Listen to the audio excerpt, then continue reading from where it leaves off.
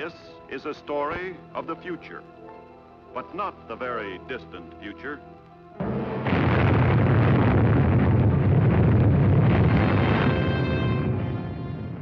It is a story that might have taken place the day after tomorrow. Like all stories of the future, however, its beginnings lie far back in the past, as far back as the first man on Earth to gaze at the stars and wonder if someday, somehow, he might travel to them. Travel through space. In the years following the Second World War, two basic patterns began to influence the growing science of space travel. Rockets or guided missiles grew larger and larger. Atomic power plants grew smaller and smaller, compact enough to be contained in a submarine, finally in a rocket ship. Immediately, by special order of the President, a new agency was formed, SciFi, Civil Interplanetary Flight Commission. So, with almost unlimited funds voted by Congress, this commission began its task: research in new fissionable materials, more research in non-fissionable metallic alloys to make rocket tubes that would not be melted like wax by their own atomic blasts. Sometimes mishaps occurred, and men paid for them with their lives. But the work went on.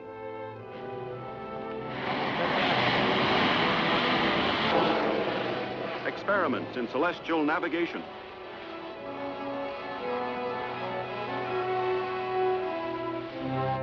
astrophysics, aerodynamics, until finally only one obstacle remained. That, as our story begins, turned out to be the oldest obstacle in the history of mankind: the human factor.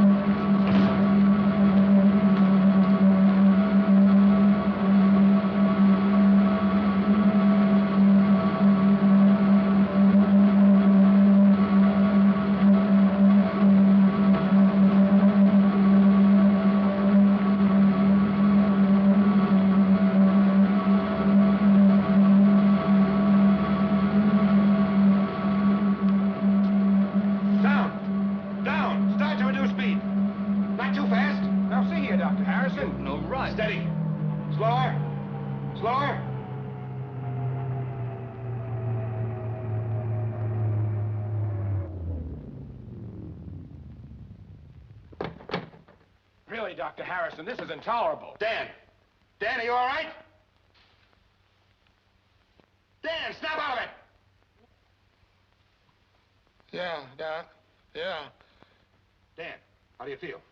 Okay? Yeah, guess so. Must have blacked out.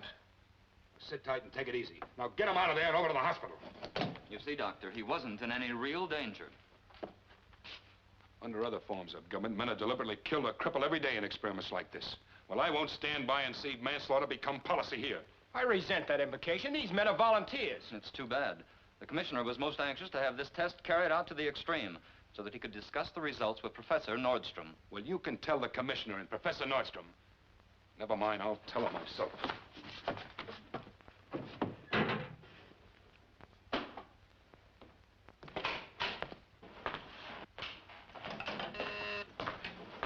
The commissioner's office. Oh, good morning, General. Yes, Professor Nordstrom's with the commissioner now. No, I'm sorry. Dr. Harrison, what's the matter? I want to see the commissioner. I'm sorry, he's with Professor Nordstrom. Miss Biggett, copies, please, for Professor Nordstrom, please. I want to see you. In just a few minutes, Harrison. I can't talk to you at the moment. You don't have to. Just listen. I resign as of now. Harrison, what in the world's wrong with you? I told you once before that I'm not going to stand by anymore and watch human beings being turned into guinea pigs. My dear Harrison, the uncovering of knowledge must always involve risk for pioneers. Fortunately, there are always men and women ready to take those risks. Now, you know that as well as I do. That's not the point, and you know it. We shouldn't even be considering the use of test pilots in this first experimental ship. It's not only inhuman, it's unscientific and unintelligent. That's quite enough. We'll resume this discussion later on.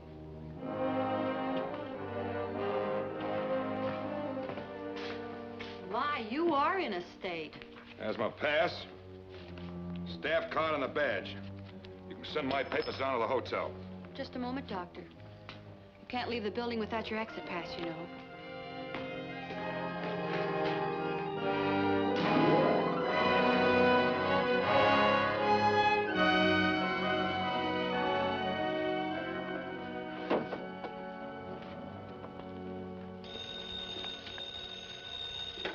Yes? Dr. Harrison, this is Gilligan of Transglobal News. I'm down in the lobby. As far as I'm concerned, you can stay there. Hold on, Doc. All I want to know is what's going on between you and Professor Nordstrom. Nothing.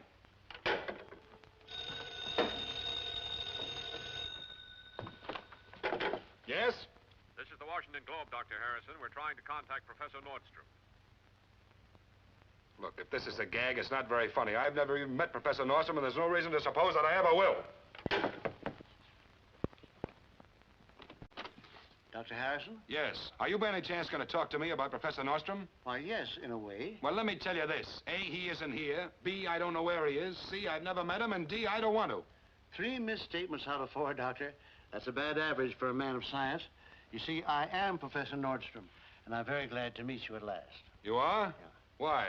Because I've followed your career with interest, and we see eye to eye on a subject with which I'm particularly concerned. We do? I don't get it. Perhaps a little more seclusion might be a good idea. You mind if I make myself comfortable? No. Go ahead. Well, the fact is, Doctor, I overheard your little interview with the CIFC director this morning. As I just spent an hour telling him exactly what you told him so much more cogently in a couple of minutes, I was, well, interested to say the least. You mean to tell me that you think they're wrong in trying to use human beings? I know they're wrong. Before we can prepare men for the conditions they're going to meet in extraterrestrial space, we've got to know what those conditions are. Not guess, but know. That's what I've been telling them all along.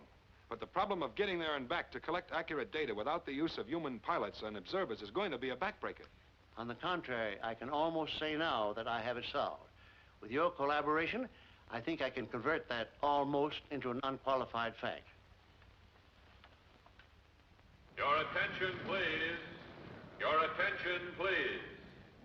Skyliner flight number 1 for Los Angeles will board at South Concourse, gate number 5, in 15 minutes. So we can start work the moment we arrive, without all of those coils of red tape hampering us all the time. Yes, I know what you mean. I suppose that sprang from the secret nature of the project in the first place. Top secret. Someday before I'm too old, I look forward to working on a job where I don't have to burden the contents of my wastebasket every night. You never can tell who might be hiding in a wastebasket. Don't tell me you're security regulations quarter 2, my boy. Okay. You were saying you'd be able to show me what you're working on as soon as we arrive. I'll have to. Every minute counts now, because we have to perfect my innovation before the commission is ready to send out its first ship. Now, if we don't... Well, well, if it isn't Professor Nordstrom. I don't know whether you remember me or not. Gilligan, science editor of Transglobal News Service. You'll have to forgive me, Mr. Gilligan, but I've met so many journalists here in Washington. All you scientists are supposed to be absent-minded.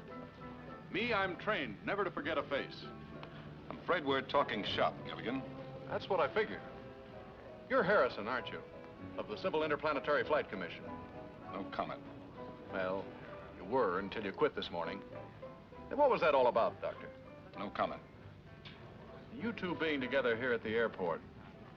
This anything to do with the trouble you've had with the commission, Professor? I'm afraid I have no comment for that either. Now, why don't you leave us both alone? Oh, take it easy, Doc. Never can tell what kind of a story will gel when you big brains huddle together.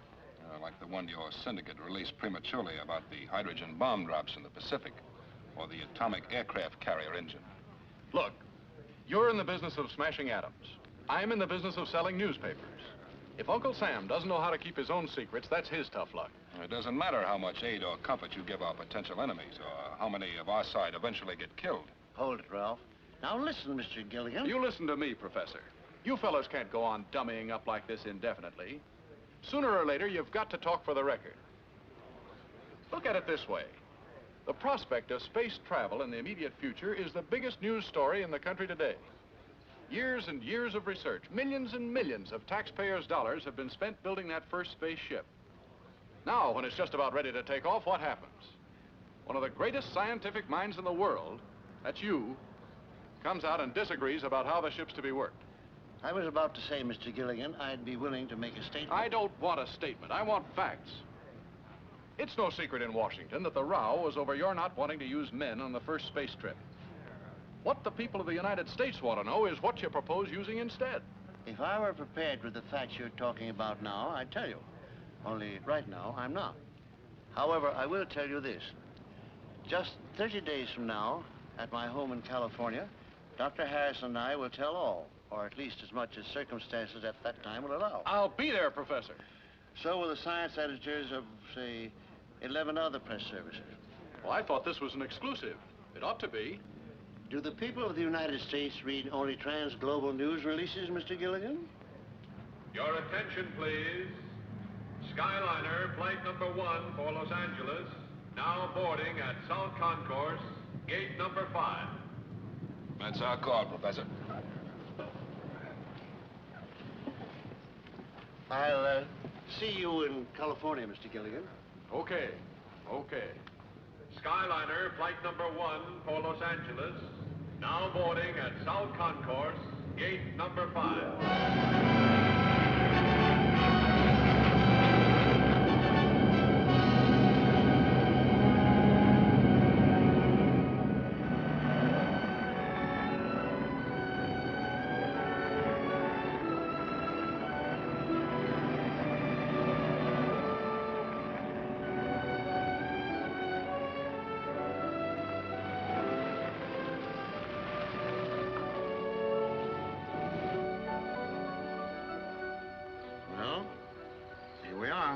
Yes, but where are we?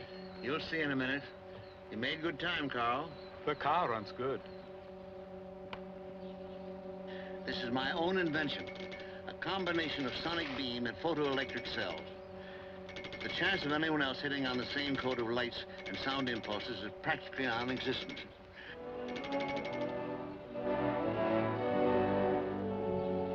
I have a whole series throughout my premises. You sound as proud of them as if they'd won the Nobel.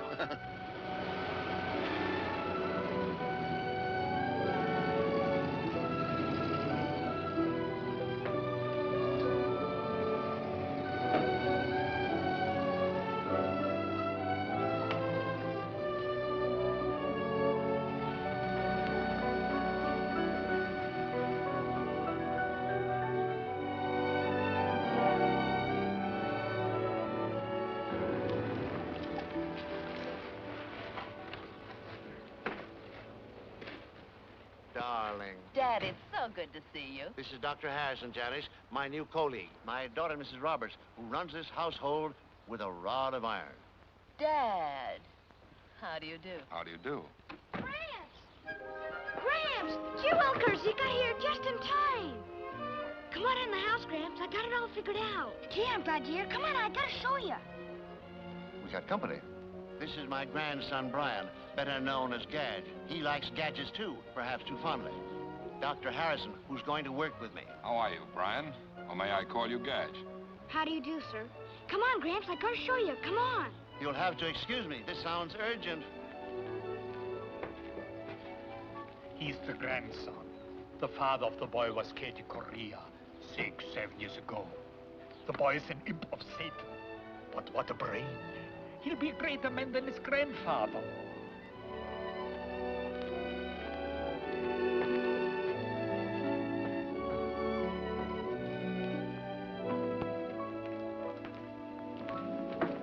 Look, Gramps, I told you I had it figured out. Only first I gotta make myself as tall as you are.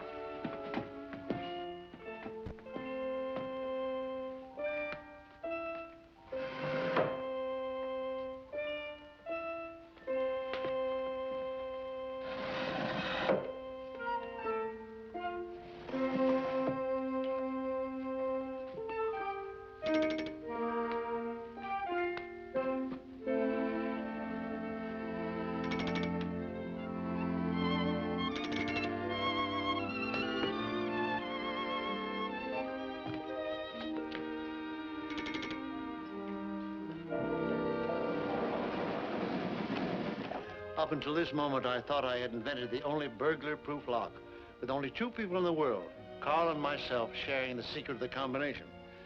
And how did you work it out, young man? Oh, logarithms. But I never went down the Gramps, honest. Not without you around.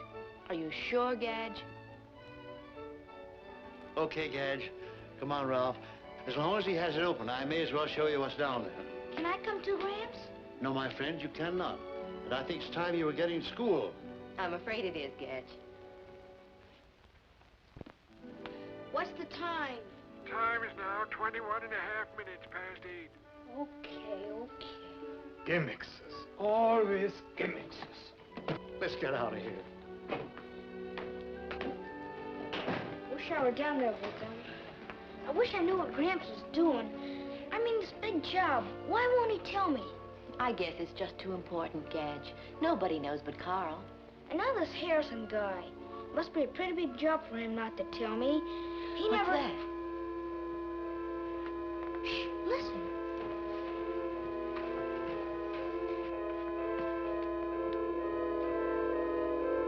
What is it? What is it?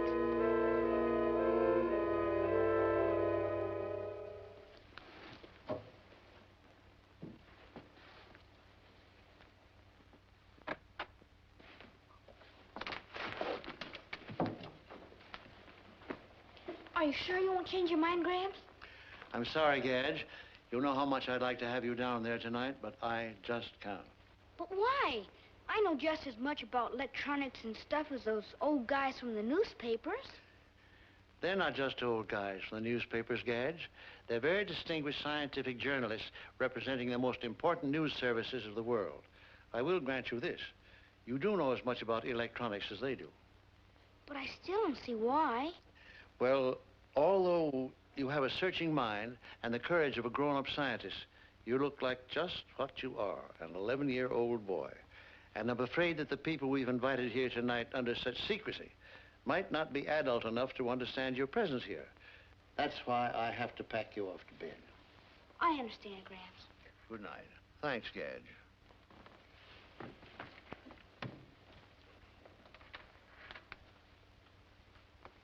Well, I guess I won't be needing this anymore.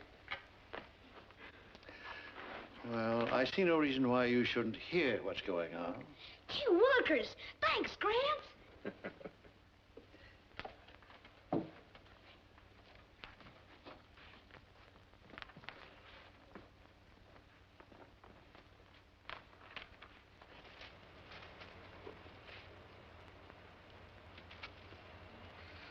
Go ahead.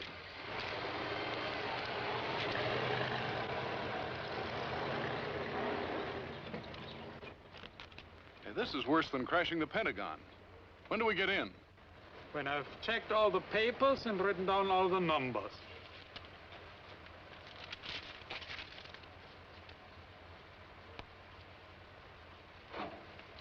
Go ahead.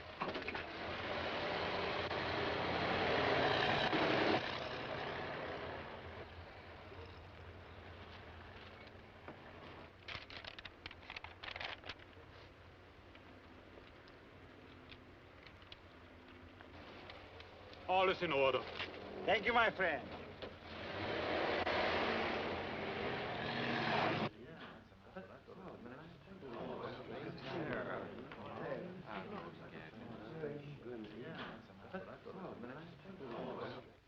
Your place certainly has a lot of charm, Professor. It certainly does.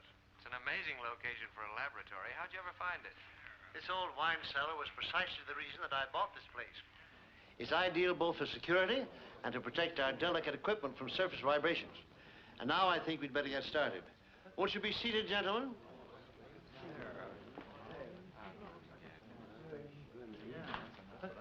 Mind if I sit here? No, please do.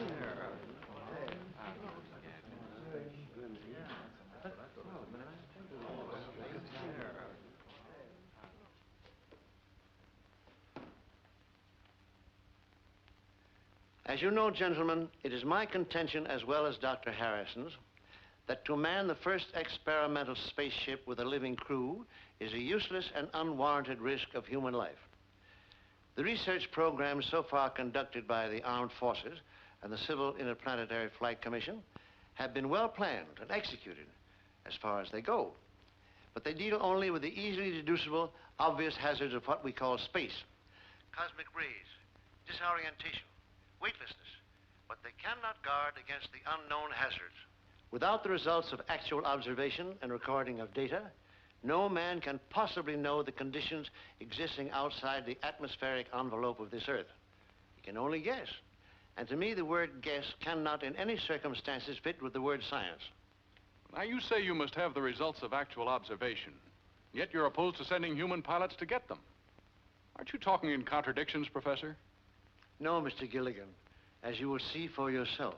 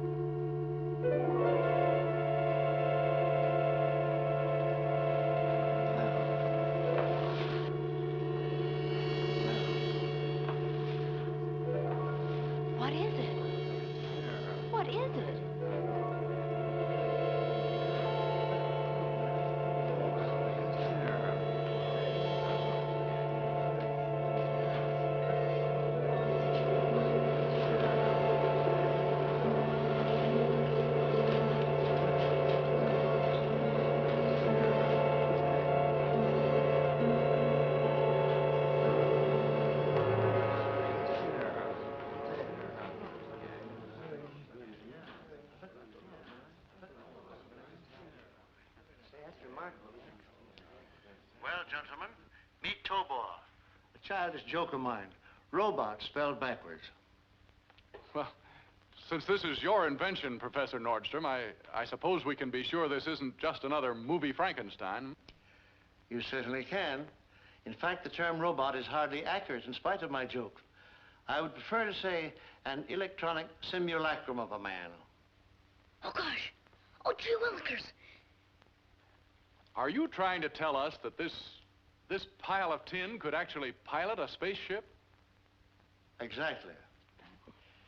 Now, you control this thing from that box by some sort of electronic wavelength or something, right? At the moment, I do, Mr. Johnson. Oh, well, how do you know that the wavelength will be powerful enough to work outside the Earth's atmosphere? I don't, sir. But that doesn't matter very much because I'm not going to need them there.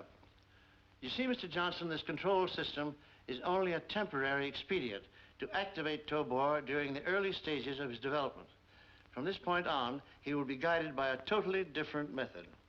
How about a little fill-in on that, Professor? You mean something new, something we've never heard of?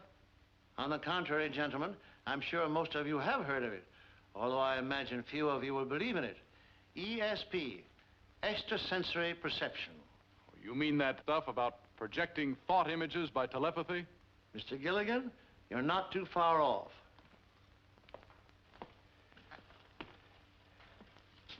In here, gentlemen, is the most intricate part of what I assure you is a highly sensitive mechanism.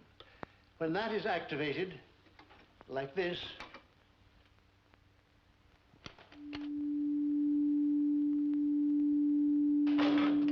Oh, he looks alive. that is an illusion, my dear, caused by reflected light in the eye tubes. And yet, in a way, Tobor is alive.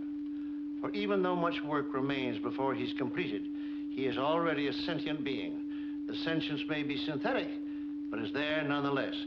A necessary adjunct to the recording of all experiences our human space crews may later encounter. A sentient being? You mean this thing can feel? Well, let me put it another way.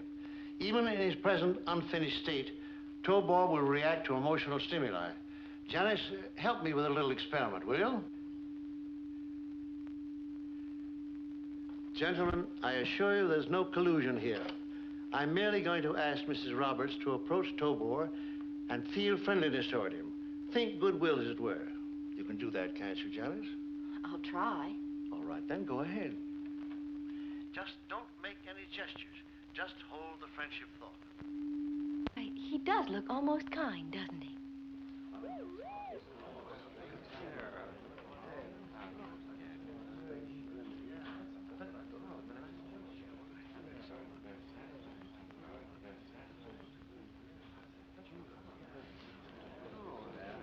Thank you, Janice. Could you get a reaction from some other emotion, Professor? And from a stranger? Say from Johnston here. I think we could manage to do that. But why don't you make the experiment, Mr. Gilligan? Do you suppose you could contrive to feel enmity toward Tobor? Yeah, I suppose so. Yeah, sure I could. Very well, then. Suppose you get up and take one of those fire axes from the wall.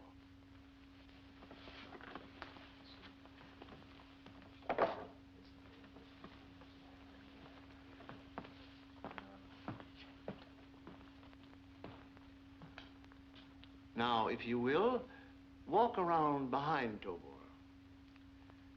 And hold the thought of enmity all the time. Deadly enmity.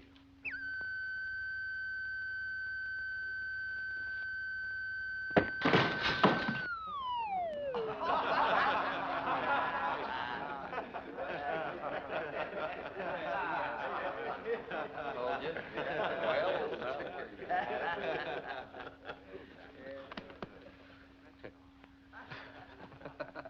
Well, there you have it, gentlemen. This time, the emotional stimulus was danger. The reaction, fear, instantly followed by anger. You have just witnessed the complete cycle of a synthetic instinct, self-preservation.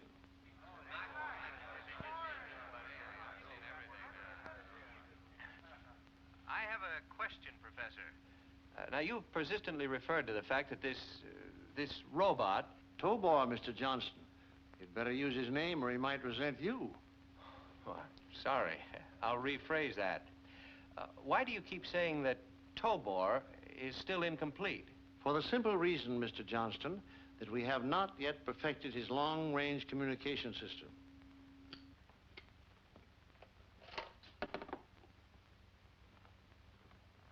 As you know, gentlemen, at each end of such a system, there's a power unit, a transmitter and a receiver.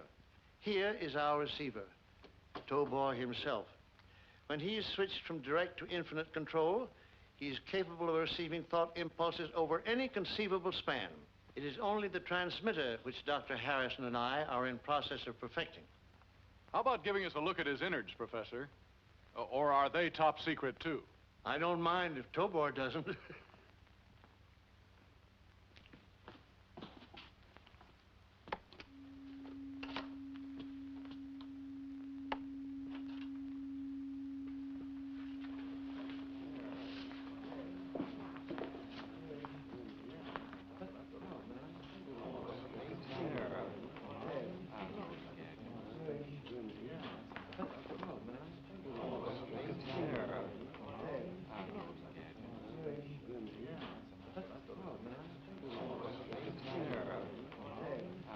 And now, gentlemen, I think I've said everything I can say of importance tonight. And it's certainly Tobor's bedtime. I gotta see Tobor. I just gotta.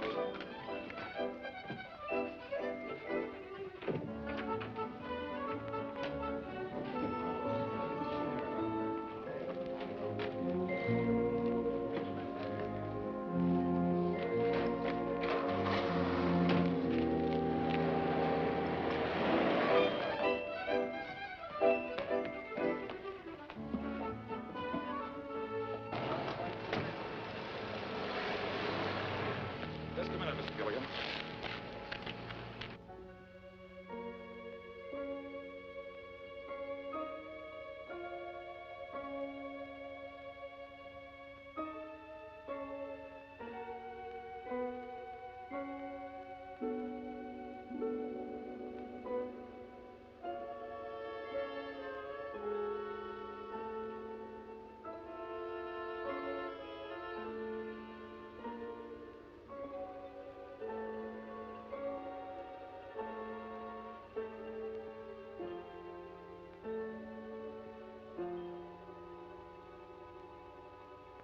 I'm not questioning your integrity as a journalist, Mr. Gilligan.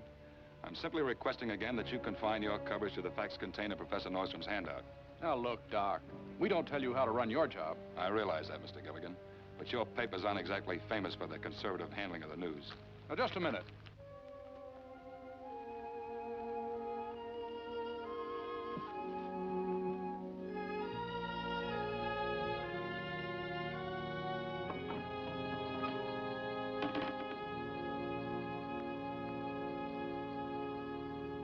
That's the trouble with you scientists. You won't face up to the facts of life.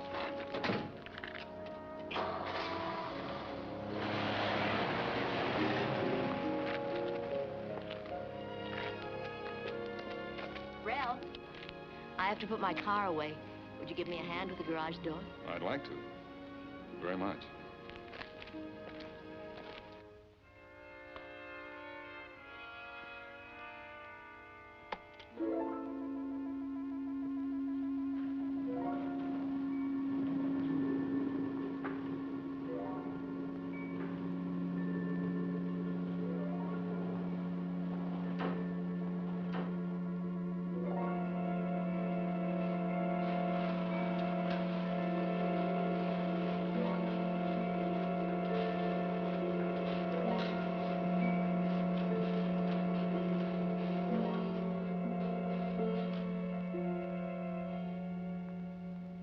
Gee, Tobor, you're beautiful.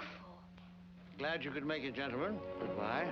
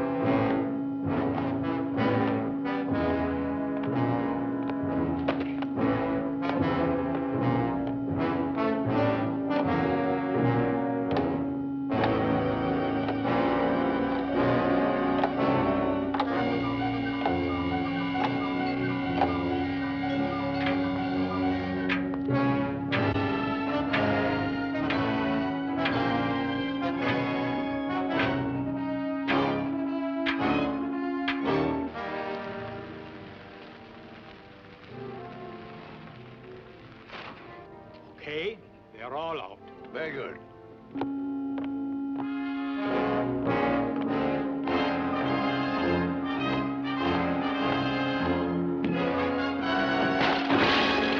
I gotta figure it out. I just gotta.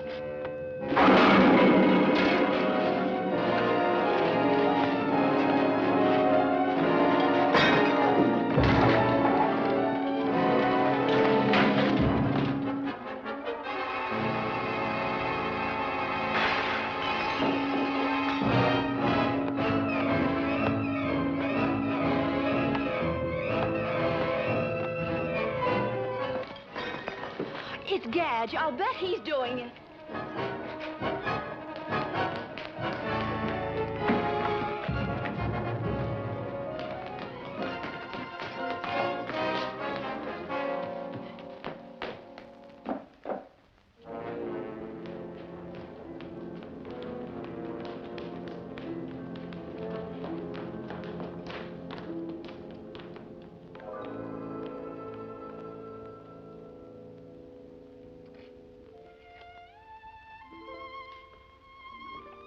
Gadge.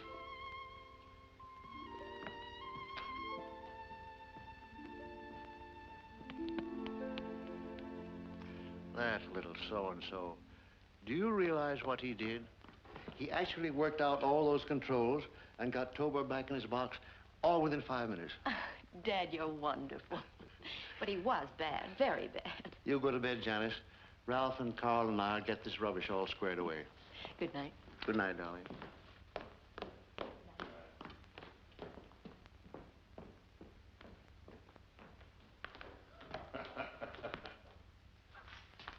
Beats me how that kid worked out those controls. I'd hate to try it with a slide rule. I told you that boy's a genius. Hey, wait a minute. 9, 10, 11, 12, 13. How many news services did you ask to send representatives tonight, Professor? 12, as you know. Why? Because there are 13 empty chairs, and tonight every one of them was filled.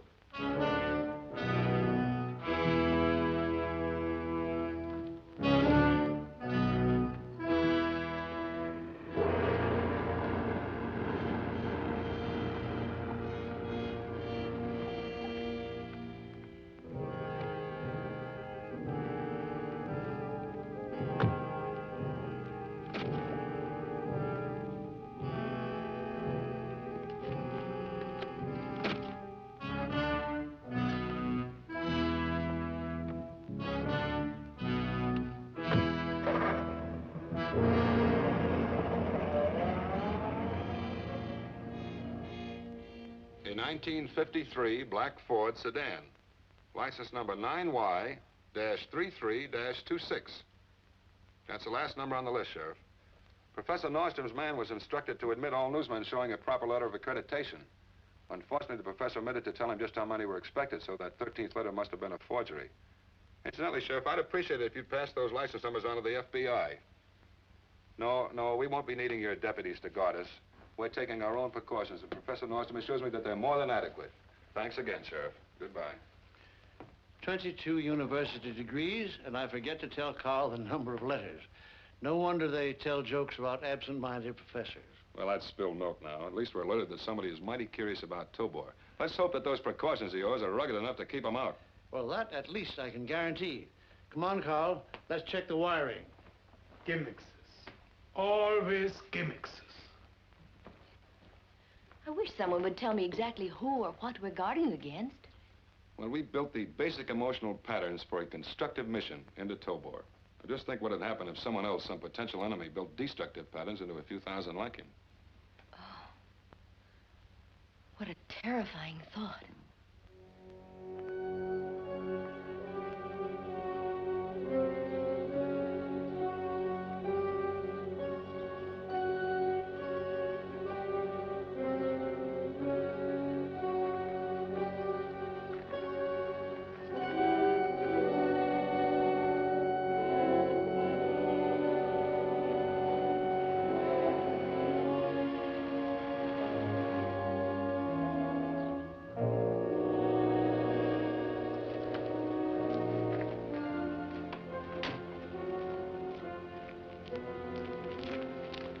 anything new? They still haven't posted a guard. Are you sure? It's been 4 days now, and I haven't seen a soul. You must have got away with it. Might be a trap. Well, how do we play it then? Wait for a break? Unfortunately, my friend, we haven't much time. The highest party officials are concerned. They feel that once Nordstrom has perfected his control system, the federal government will take over. It will be considerably more difficult for us to get at it. And so? So we get into the house.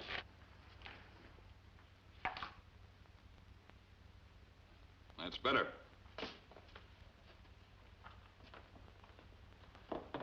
See, I rigged the telepathic pickup so that it fits behind the ear where it's close to the sensory brain centers. Conveys every impulse to the control device here where you can increase or diminish the vibrations. The whole thing fits as comfortably as a hearing aid. Excellent, Ralph. Excellent. Now, here's the transmitter receiver. I moved the tuning band to this end. Beautiful. Now, that's all set. You want to start? I think you ought to operate these tests, Ralph. This whole new system is your work. No, you go ahead. All right. I worked out a series of reaction tests. Here they are. Mm-hmm.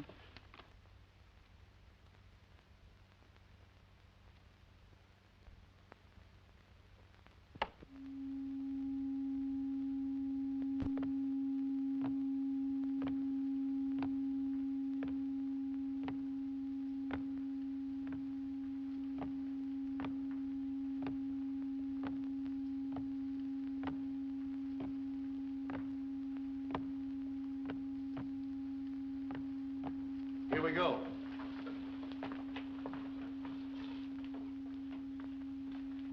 All right.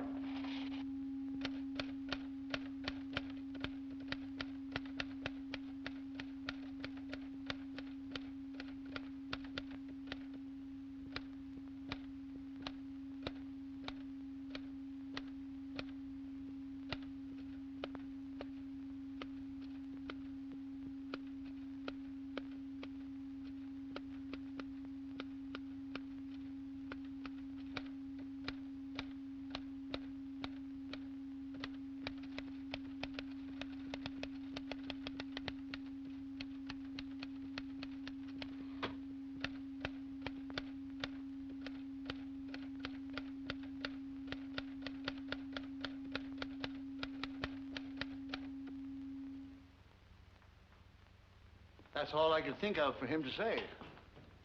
Who the devil's that? Gads, what are you doing down here? I heard you work in Tobor. Can I come and watch? You seem to be here already. All right.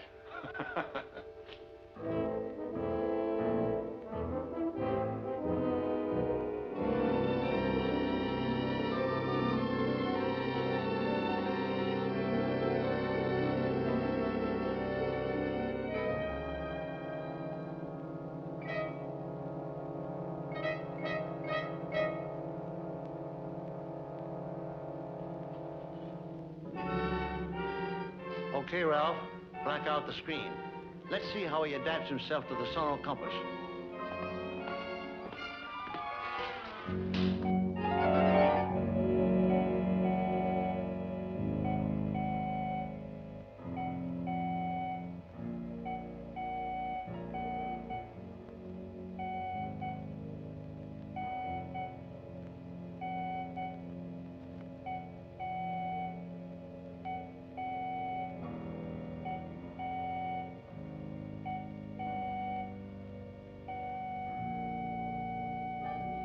Wait, Tobor, that's using your coordinator. So far, so good. I wonder how he'd take to the white-hot meteorites.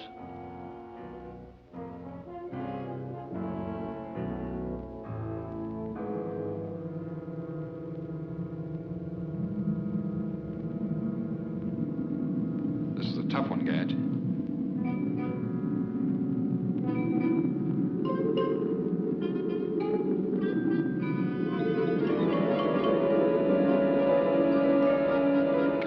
Now, I hope he can take it.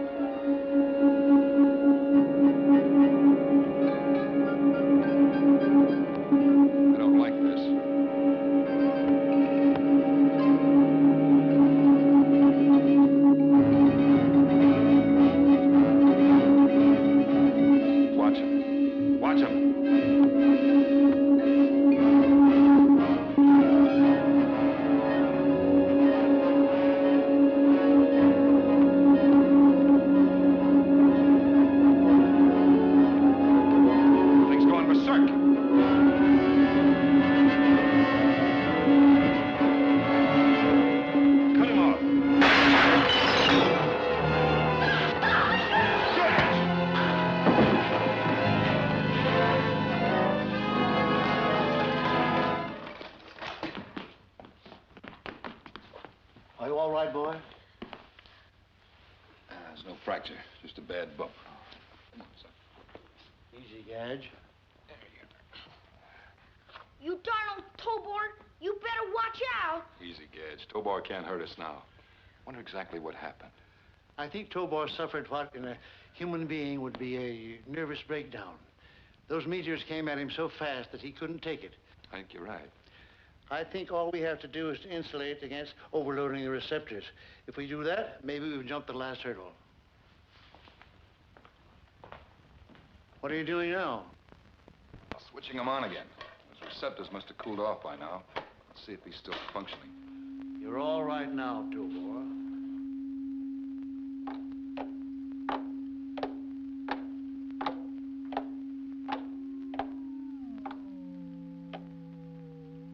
Next time you better watch where you're going.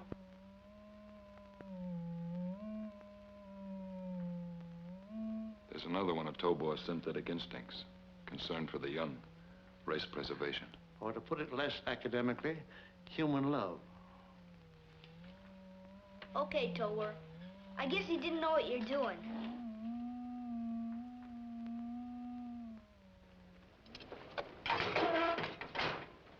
$2.50 even, lady. Thanks.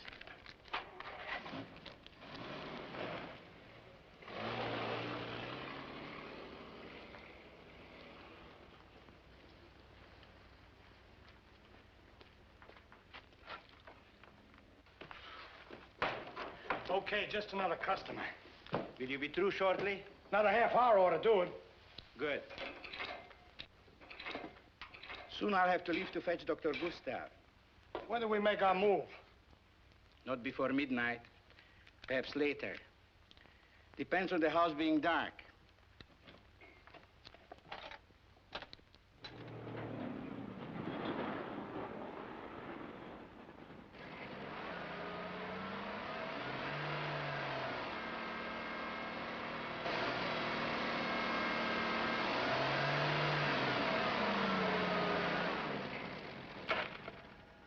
Great, works fine.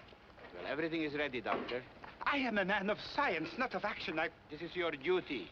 All you have to do is to inspect and photograph this work of Nordstrom's. Leave everything else to us. Paul, you go first.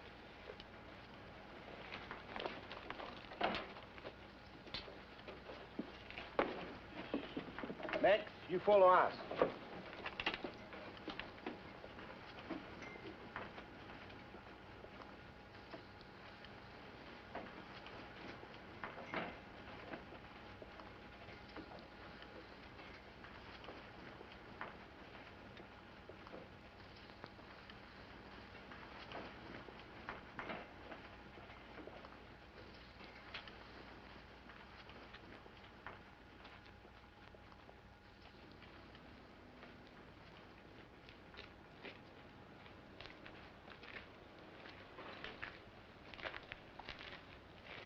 Intruders now inside electrified fence, north boundary. Intruders now inside electrified fence, north boundary. Intruders now inside electrified fence, north boundary. Intruders now inside electrified fence, north boundary.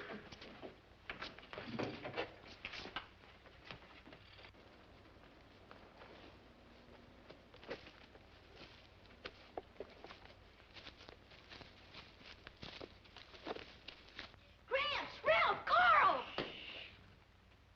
I brought my 22. Hit camera number 6, Carl. That ought to show him up. Intruders approximately 100 yards north of house. Intruders approximately 100 yards north of house. Intruders Amazing how this television camera of yours can photograph at night without lights. Not television, infravision. Hit camera number 8, Carl. Intruders now approaching house. Intruders now approaching house. Intruders now approaching house. Intruders now approaching house. Intruders now approaching house. Now, Herr Professor? Now.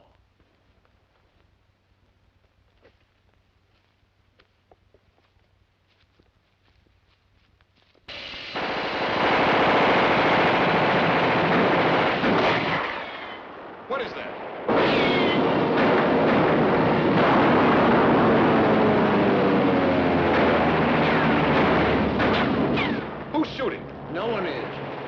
recorded soundtrack from a movie studio right out of the sands of Iwo Jima. Let's go.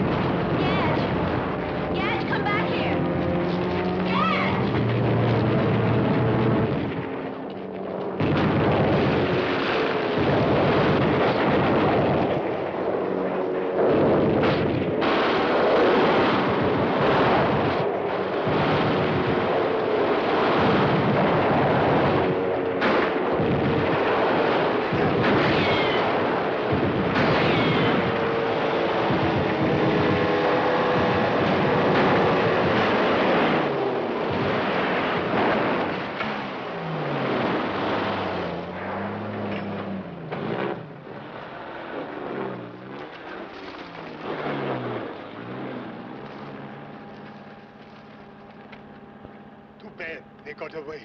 You shouldn't have pushed me, Ralph. I would have had him.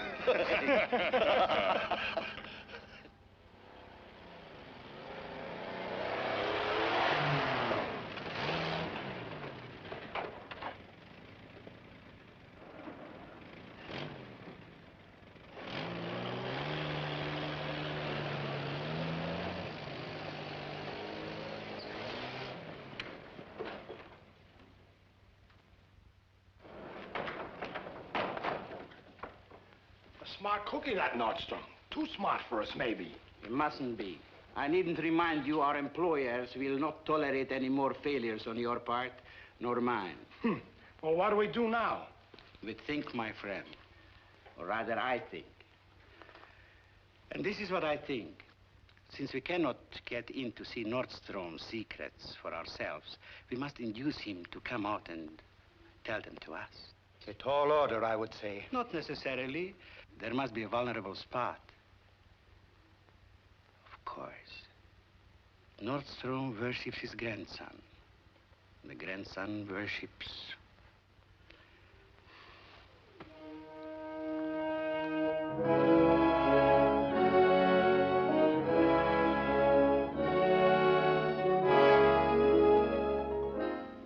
Shulkers. Mom! Hey, Mom! Hey, watch it. You better blow your horn at those intersections, Gadge. Gee, I'm sorry, Mom, but look it. Oh, wonderful. What day is it? It's Tuesday. And who's going to be your friend? Well, I'd like to invite you, Mom, but I doubt if you understand this sort of thing. Oh, no, I suppose not. Well, guess Graham's my only man. I'll go see him right away.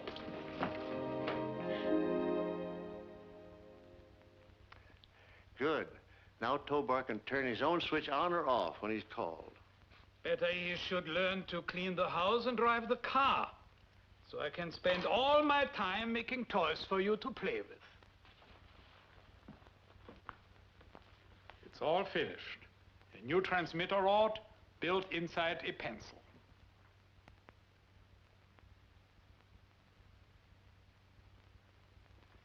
You made it beautifully, Carl.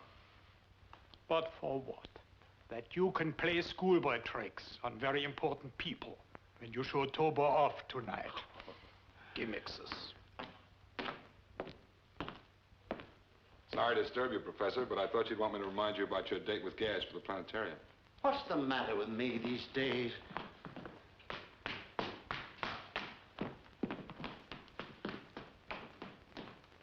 Gadge, where are you, boy? We ought to be going. Right with you, Graham. Now, don't be late. Your very important persons will be here at 7 o'clock sharp, remember? Oh, we'll be back an hour before that. You mark my words. Ah, here you are, partner. Come on, let's hit the trail.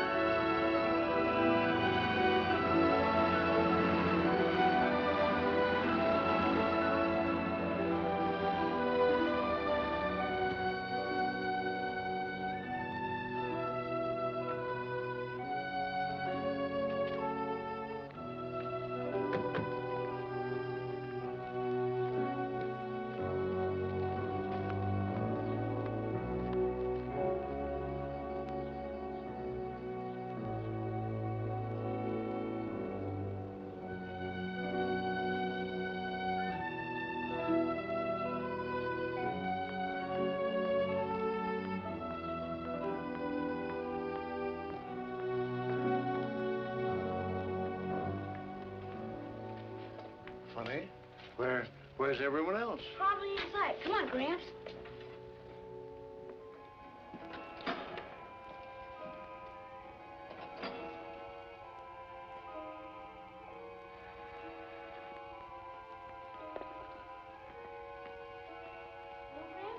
I think there's something wrong. You think so? It's the right day. Yes, young man. The right day for us, if you please.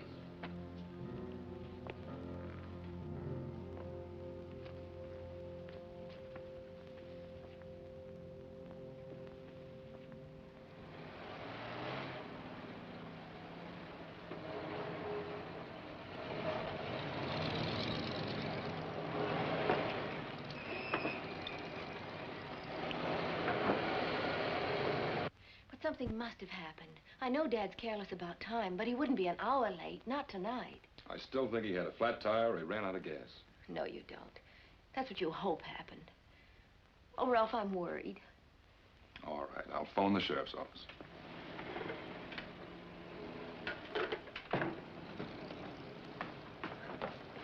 That's the brass. Okay.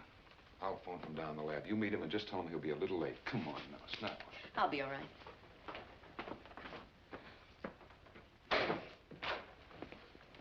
Good evening, General. Good evening. Good evening, sir. Good evening. How are you? How do you do? How do you do? Good evening.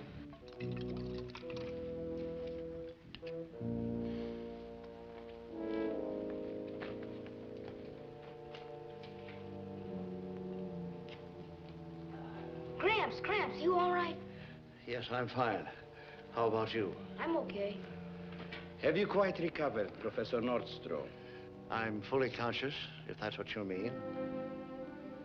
And therefore able to understand your position? Completely, I assure you. Perhaps not as completely as you think. Of course, as a man of intelligence, you have realized that you are obviously here to talk. But you may not have anticipated what happens if you don't. I'm sorry, but you'll have to raise your voice a little. I said you may not have anticipated what happens if you don't. Something very unpleasant, I should say, judging by the look of you and your friends. Yes, very unpleasant. But to whom? That's my point. Don't you tell him, Gramps. Please don't you tell him. Just shut your mouth. Don't look for trouble, Gage.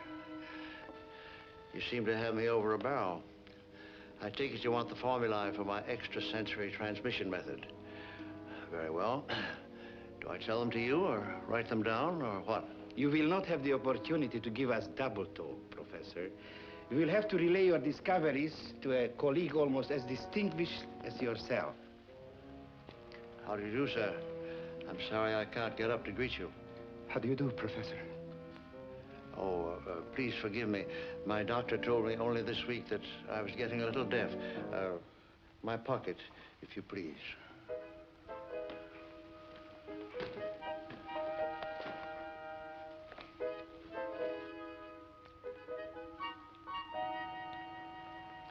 Put that over my head, behind my ear, please.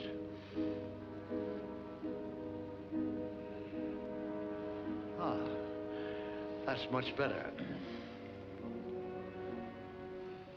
And so, gentlemen, I'm afraid the question of whether TOBOR is capable of guiding a multi-stage rocket across interstellar space is highly debatable, let alone as being able to deal with all the emergency situations of such a journey.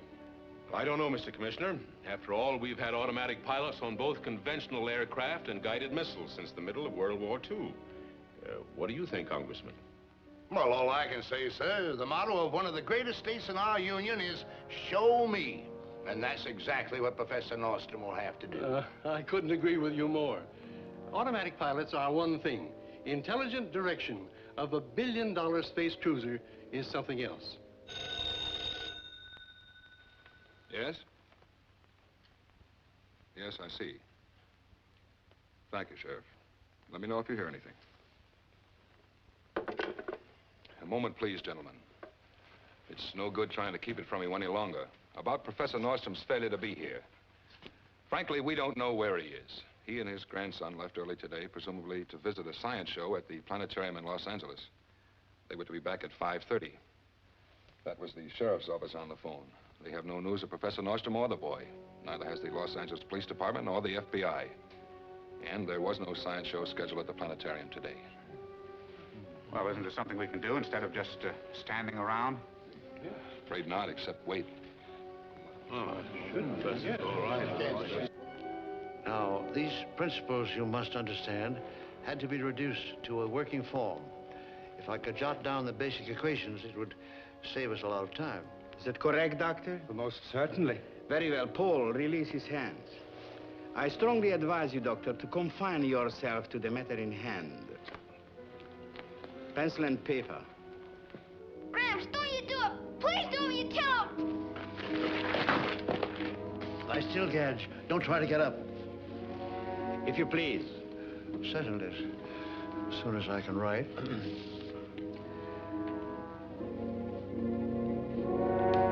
Another pencil. I have another one right here.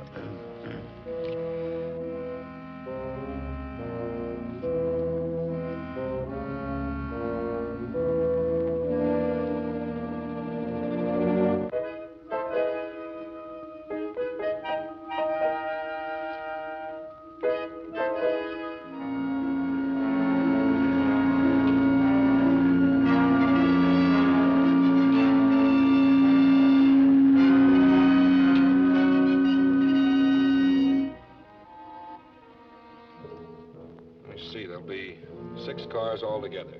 We'll assign one square to each car. What's the matter? What is it? Anything wrong? Listen.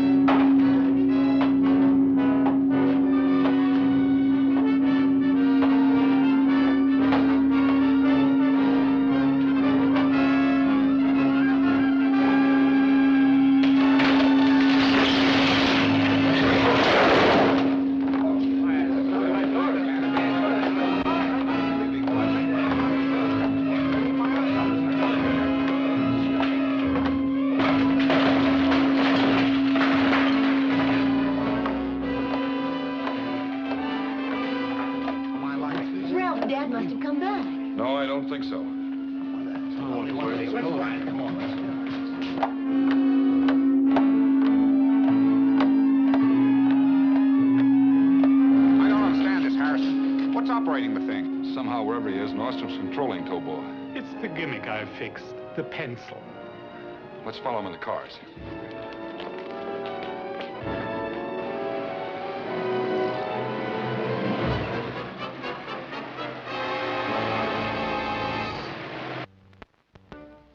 Something wrong, Doctor? Yes, I think so. This figure, it cannot be correct. Oh, I'm sorry. Just a slip. This is the third slip you've made, Nordstrom. I'm very sorry. I'm trying to remember an extremely complicated formula. I should have my notes. Of course, I could stimulate your memory with artificial methods.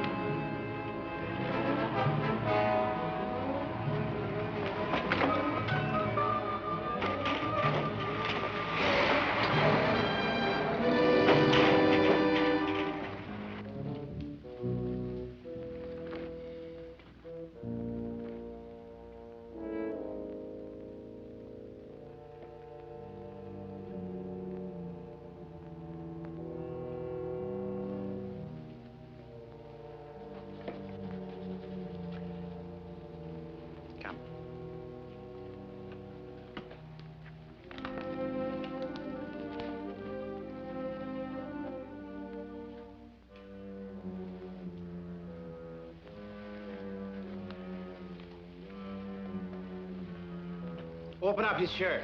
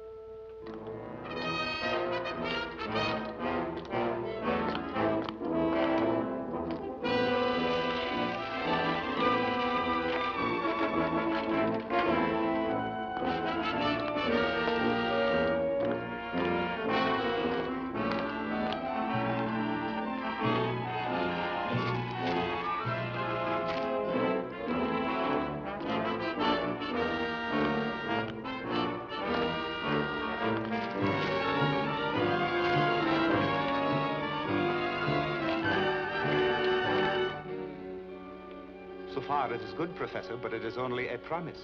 Now we come to the big step, yes? Yes, in a minute. But first, hadn't we better go over the data again to make sure? Professor, you seem to forget that I was present when you said that you hadn't yet perfected the long-distance transmitter for TOBOR. Could it be that you have solved that problem so soon?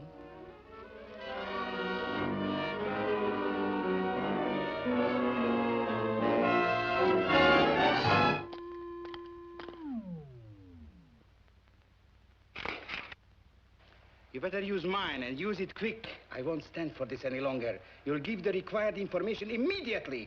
Max! Wait! Don't, Gramps, don't. All right. You win.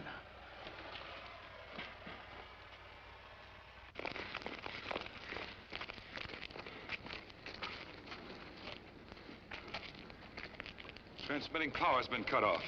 Isn't there anything you can do? I don't know.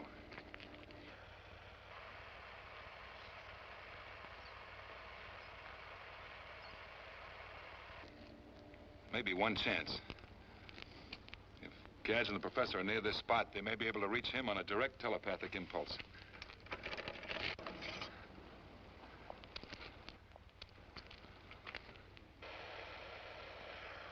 Tobor, please come and get us. Please come and get us, Tobor.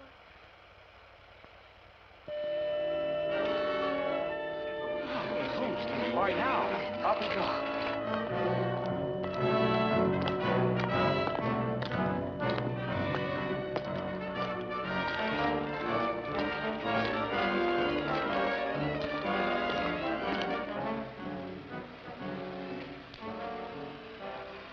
Now he is cooperating.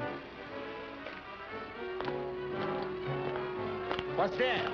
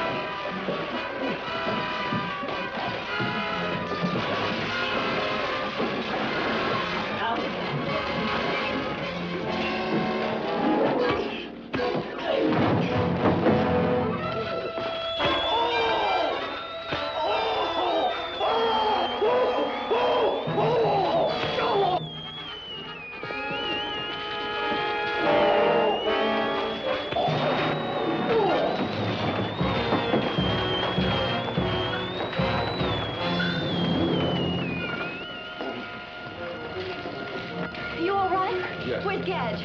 Over there.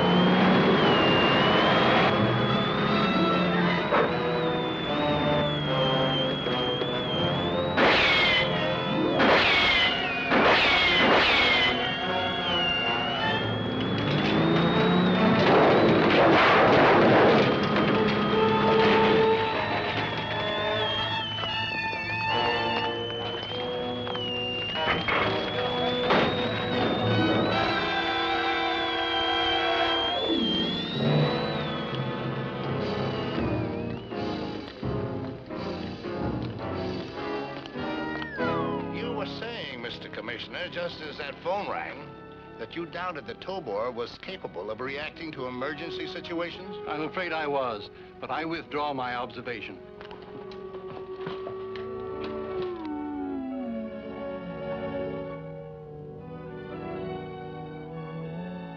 Gee, TOBOR, you're wonderful.